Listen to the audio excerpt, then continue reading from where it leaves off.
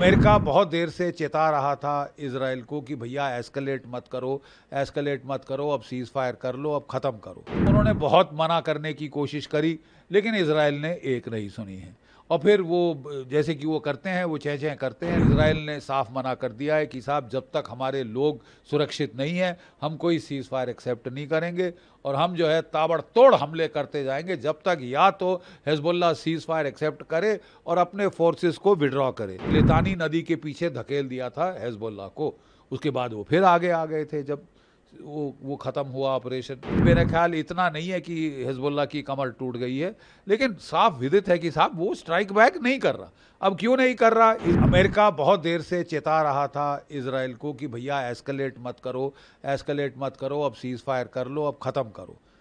Israel ने कहा कि साहब ये जो फायरिंग की है हिजबुल्लाह ने, इससे हमारे 60 से 70 हज़ार नागरिक हमको इवैक्यूएट करने पड़े हैं नॉर्दर्न इजराइल से, और उसके चलते साहब जो हमारी इंडस्ट्रीज़ हैं वो बंद हो गए हैं, वो बेचारे घर से बेघर हो गए हैं और हम बर्दाश्त नहीं कर सकते। हमको ऐसी कंडीशंस क्रिएट करनी पड़े कि हमारे रेफ्यूजी जो हैं 70 हज़ार के करीब, वो वापस नॉर्दर्न इजराइल जा सके।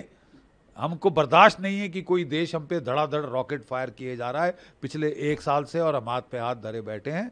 इजराइल की स्ट्रेटजी हमेशा रही है कि जब 2-3-4 देश या दुश्मन उस पर मिलकर वार करते हैं तो वो चुन चुन के मारता है। पहले स्ट्रांगेस्ट को जो है इमीडिएट थ्रेट को न्यूट्रलाइज करता है, फिर अगली थ्रेट, इस तरह करके वो चुन चुन के मारता है। तो उसने अब हमास को न्यूट्रलाइज करके वो हिजबुल्लाह पे टूट पड़ा है हाथ धो के। अमेरिकी परेशान हो रहे हैं क्योंकि वो वरिड हैं कि उनकी इलेक्शन के पहले एकदम एस्केलेशन ना हो जाए। तो उन्होंने बहुत मना करने की कोशिश करी, लेकिन इजराइल ने एक नहीं सुनी है। और फिर वो जैसे कि वो करते हैं, वो चह चह करते हैं, लेकिन उसके बाद उनके मतलब नेल्सन आई टर्न कर लेते हैं, ठीक है जो करना है करो।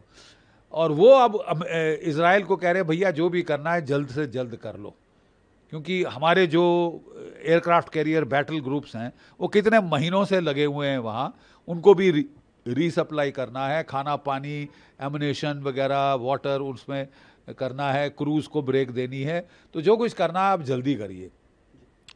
इसके चलते इजराइल ने फोकस किया है पहले not so much on ground operation but intelligence and air force के ऑपरेशंस के ऊपर बहुत भारी उसने तवज्जो दी है, क्योंकि उसकी सोच है कि वो इंटेलिजेंस ऑपरेशन जैसे वो पेजर और वॉकी टॉकी स्ट्राइक और जो एयर स्ट्राइक्स हैं उनके दबाव से इतना दबाव डाल सकता है हिजबुल्लाह पे कि उसे सीज फायर एक्सेप्ट करने के लिए मजबूर करें।